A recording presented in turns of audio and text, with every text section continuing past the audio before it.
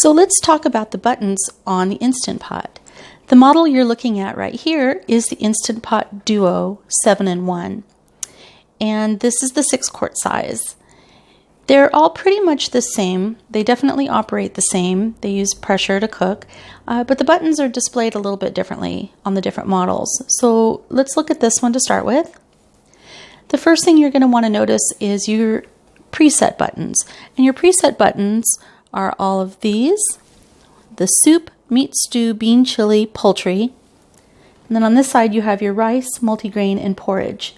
The steam is not exactly a preset.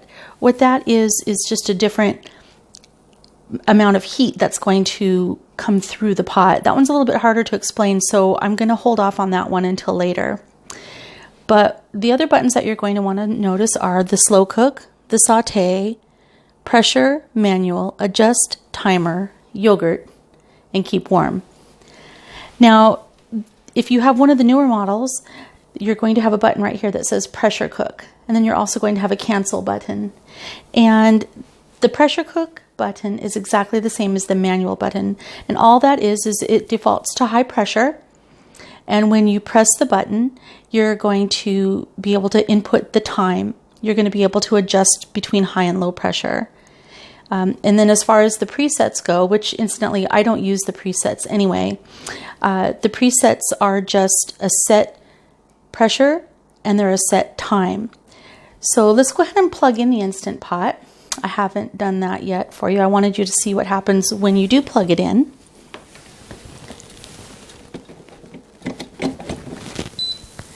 Okay, so when you plug it in, it beeps to let you know audibly that it's now got power coming to it. It'll say off because you haven't started any of the cycles yet. I like to start with the saute button. So when you press saute, it's going to say 30. And what that means is this defaults to 30 minutes of saute time. You can adjust that if you want to. We'll let that beep a second. So when it beeps like that, it's just letting you know that it's on and that it's warming up. So in this case, we press saute. It said 30 minutes, which is default. I just leave it at that. And then it beeped and said, okay, I'm on. So what this will do is this will say on until it gets to hot. And once the pot is heated up, it'll say hot. I normally don't put oil in my Instant Pot until it says hot. So it's on normal heat, and normal is akin to medium. So when you first press your saute button, you'll have 10 seconds to adjust the time if you want to, and or adjust the amount of heat that's going to go into your saute. So that's like if you have a frying pan and you're searing a steak, you can have it on a low heat, you can have it on a medium heat, or you can have it on a higher heat. And a lot of people, when they do sear roasts and that kind of thing in the pot, they're going to go to more. So in order to cancel the saute's function on this pot, you would hit the keep warm cancel button. If you have one of the newer pots, it just has a cancel button, and you'll look for that and press that. And then it just goes to off. So I'm going to demonstrate changing the heat on the saute. So you press saute, and then you're just going to hit the adjust button. So that's if you want it to be hotter, a little less heat, or normal. And I like mine on normal most of the time, but there's different scenarios where I'm cooking something else and I'll change it. Okay?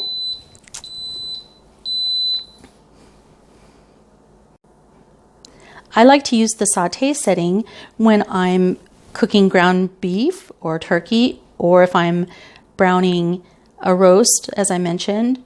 You may want to use it to brown chicken or soften up some vegetables, maybe throw some spices in there to let them bloom and get the flavor out before you pressure cook something.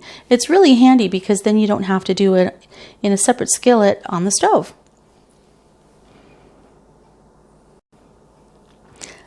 Now let's take a look at my most used buttons, because to be honest, I use hardly any of these buttons on the display. Not to say that you can't, but let's just talk about those.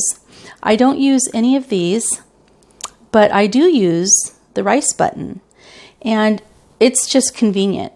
So when I put rice in the pot, the rice and the water and any seasonings I may want to add, all I do is I just hit the rice button.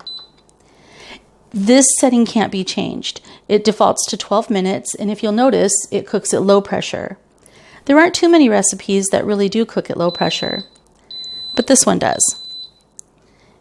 And then you just put the lid on and let it come to pressure, and then after it cooks, you release the pressure, which I'll show you later, and you have some nice fluffy white rice. And this setting is not good for brown rice or other kinds of rice. It's really the best for white rice. I believe that's what it was designed for. To cancel it, just hit your cancel button. If you wanted to do that same thing, but maybe you like your rice not so soft, maybe you want to cook it a little bit less, then you can do it manually. If you have a pressure cook button over here, you would press that. I have the manual button, so I'll press that. Then I want to change the pressure to low pressure. Oh, and incidentally, it says 12 because it remembers the last setting that you had. So now I'm on low pressure. However, I don't want 12 minutes. Maybe I only want 10 minutes. So now I can use my minus button to drop it down to 10 minutes. And there you go. So that's one case where I may not want to use this rice button, just because I want a custom setting for the way that I like my rice. It just so happens, though, that I do use this button because it does a good job for white rice for when I make it. A lot of people use multigrain for their brown rice. Let's cancel this, and let's hit the multigrain and see what we get. So this one has 40 minutes at high pressure. Now, multigrain, what is that? That's a really good question, because there are all kinds of grains out there, and so it's really hard to know which ones to use, and 40 minutes is a pretty long cook time. I would suggest that you look at recipes that are tried and true before you just dump in some brown rice and hit that button, because it's going to be overcooked. To be honest, I only cook my brown rice for between 20 and 22 minutes. So that's half the time that this preset says. Okay, porridge. Well, in my neck of the woods, we'd call it oatmeal, and I'm assuming that that's what they mean here. So let's press that one. So that one defaults 20 minutes high pressure. And you know, it's going to depend on what you're cooking. Are you a farina person?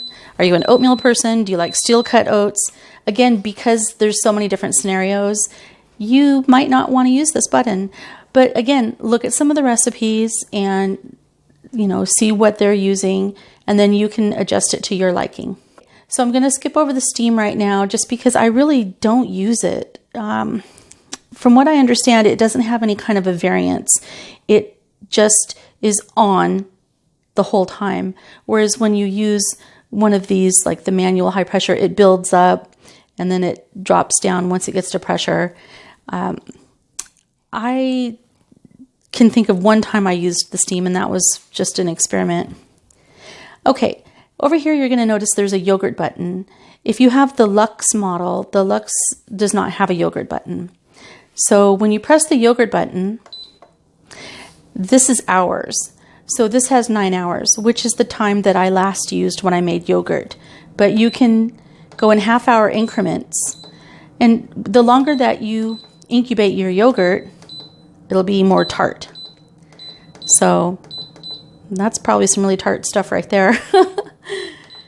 Anyway, so I like using 9 hours. So what you end up doing is you put your ingredients in, you hit the yogurt button, you come back when this time has elapsed, and then your yogurt's going to be done. Now that's when you use the yogurt that you don't have to boil first. There's a whole nother method for the yogurt that you have to bring up to the boiling temperature and then drop it back down. Again, look at a recipe, but it's super nice to have this. Also with the yogurt button, because it's such a low heat, you can proof yeast breads with it, or yeast dough, and that's a really nice function. I'll show you now the button that I use the most, and that is the manual button. And the manual button will, in the beginning, default to high pressure. However, once you start using it. If you did use a low pressure last time, it'll just remember the last setting that you had.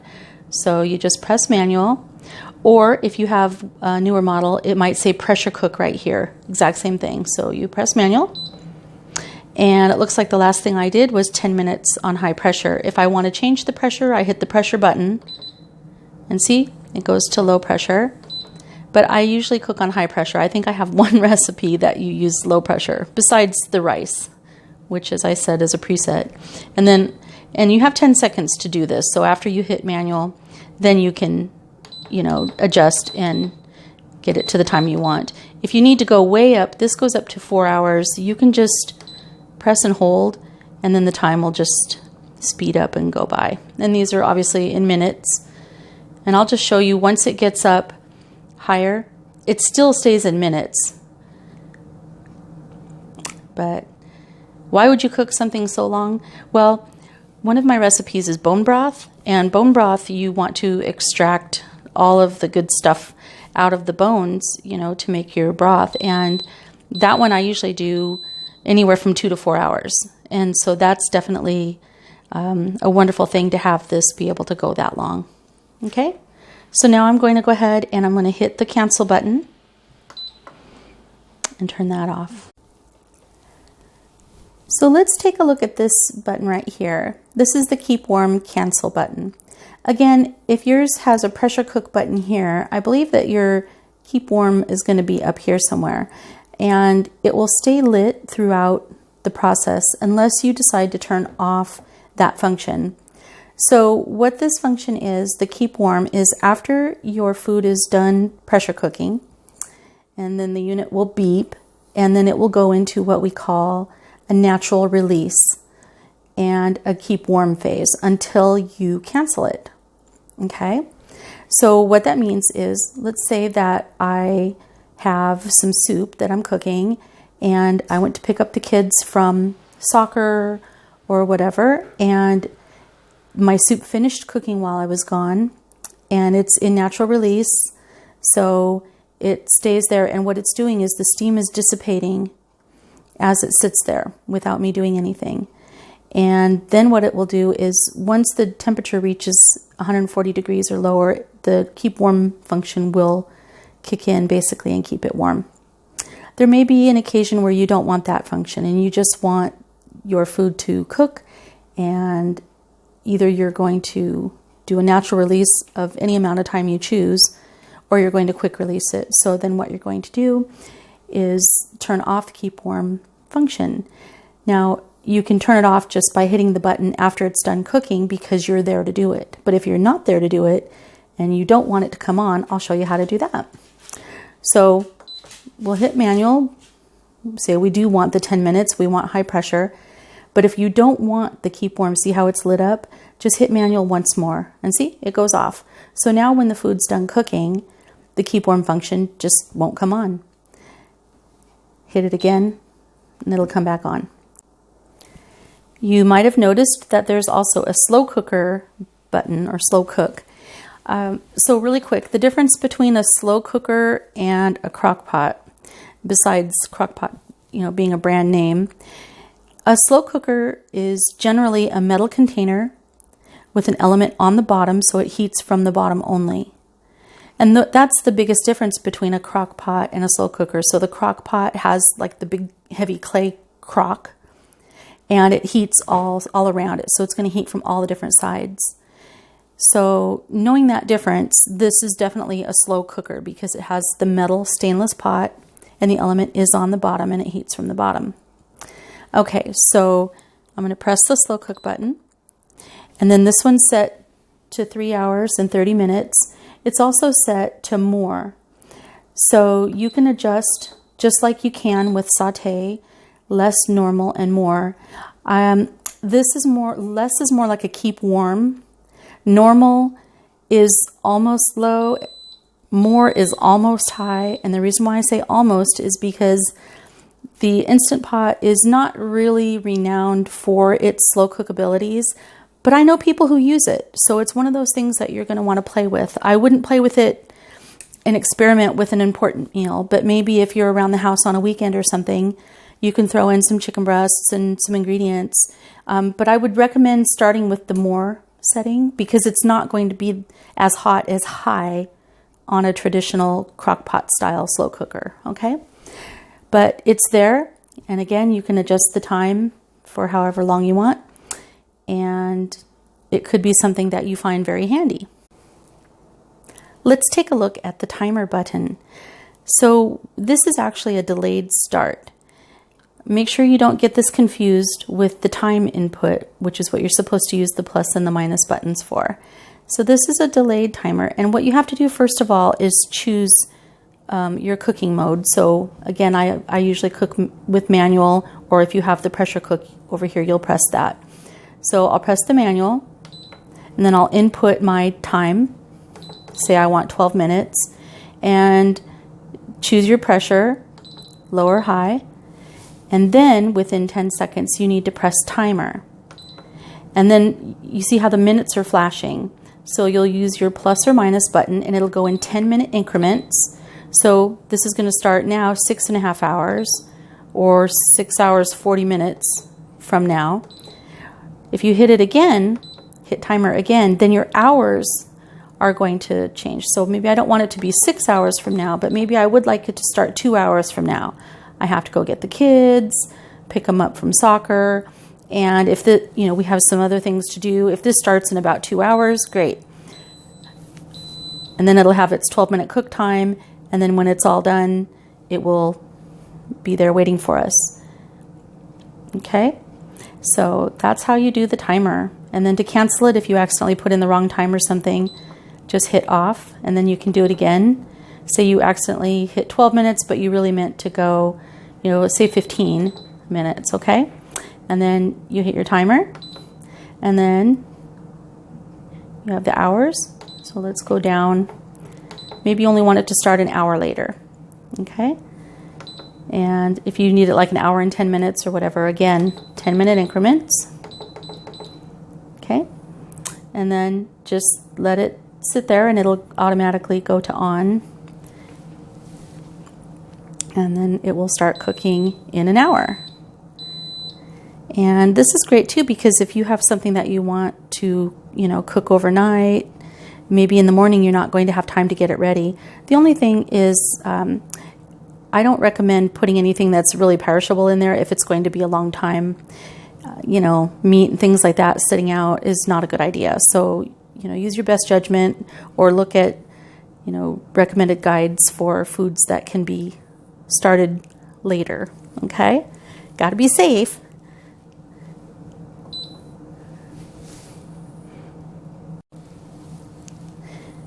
That concludes this video on the Instant Pot Duo buttons. If you have any questions, or if there's something that maybe I missed, please leave a comment or send me a private message. It happens, but I really want to help show all the newbies out there how to use their Instant Pots and how to get started. Look for my other videos. I'm going to have a video on the water test and accessories, as well as actually cooking recipes. And those are already up on my YouTube channel and on my Facebook. Simply Happy Foodie. Thank you so much. Bye, guys.